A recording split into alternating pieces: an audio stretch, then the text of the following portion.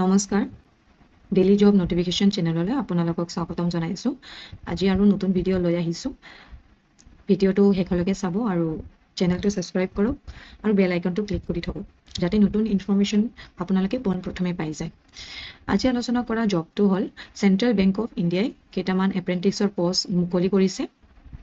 Total পষ্টটো হ'ল 4500 আৰু online registration date start হৈ গৈছে 12 জুন 2026 আৰু ক্লজিং ডেট হ'ব 22 জুন 2026 আৰু ডেট অফ পে'মেণ্টটো হ'ব 12 জুনৰ পৰা আৰম্ভ কৰি 22 জুনৰ ভিতৰত। এক্সামটো হ'ব first week of July.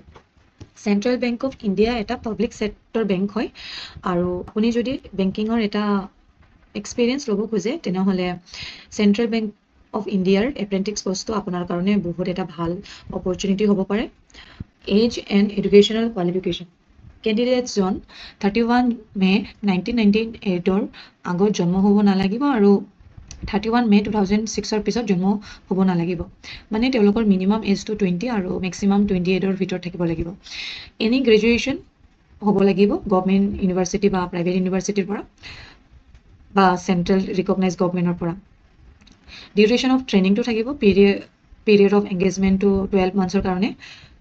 As limitation SC STৰ কাৰণে 5 years আৰু OBCৰ কাৰণে 3 years, PWBDৰ কাৰণে 10 years, UR বা EWSৰ কাৰণে OBCৰ কাৰণে 13 years, ST SCৰ কাৰণে 15 years.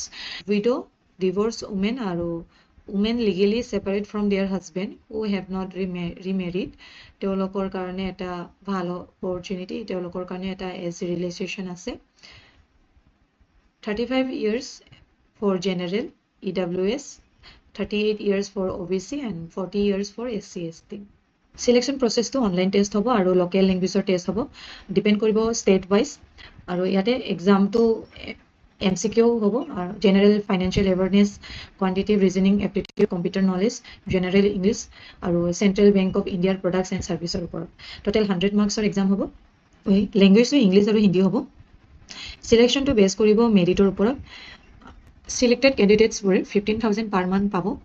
এপ্লিকেশ্যন ফি জেনেৰেল EWS OBC মেলৰ কাৰণে 944 আৰু ফিমেলৰ কাৰণে 708, SC ST মেলৰ কাৰণে 236, মেল আৰু ফিমেলৰ কাৰণে 236, PWBD এনি কেটেগৰীৰ কাৰণে 236 আৰু ট্ৰান্সজেণ্ডাৰ কাৰণে 236। ইয়াতে different state wise different training seat আছে। ইয়াতে অসমৰ কাৰণে 118, অৰুণাচল প্ৰদেশৰ কাৰণে 8। এইবোৰ আপোনালোকে এবাৰ চাই ল'ব, মই PDFটো কমেণ্ট ছেকশ্যনত আপলোড কৰি দিম। ষ্টেট ৱাইজ অসমত 118টা পষ্ট খালী আছে আৰু ইয়াতে ডিষ্ট্ৰিক্ট ৱাইজ ডিফাৰেণ্ট নাম্বাৰ আছে। আপোনালোকে এবাৰ ভিডিঅ'টো পষ্ট কৰি চাব, নহ'লে PDFত চাই ল'ব। ইয়াতে প্ৰায় গোটেইবোৰ জিলাই আছে। আপোনালোকে সেই অনুসৰি আপোনালোকৰ জিলা অনুসৰি আপোনালোকে এপ্লাই কৰিব পাৰিব। লেংগুৱেজ এছামিজ আৰু ছেকেণ্ড অফিচিয়েল লেংগুৱেজ বেংগলী আৰু বড়ো। 22 জুনৰ আগতে ফৰ্ম ফিল আপটো কৰি ল'ব আৰু ভিডিঅ'টো শেষলৈকে চোৱাৰ কাৰণে অনেক ধন্যবাদ। নতুন ভিডিঅ'ৰ কাৰণে মোৰ চেনেলটো ছাবস্ক্ৰাইব কৰিব নাপাহৰিব, লাইক আৰু শ্বেয়াৰ কৰিব আৰু নিজৰ বন্ধুবৰ্গৰ মাজত শ্বেয়াৰ কৰিব। এইখিনি আছিল আজিৰ ভিডিঅ'টো। ধন্যবাদ।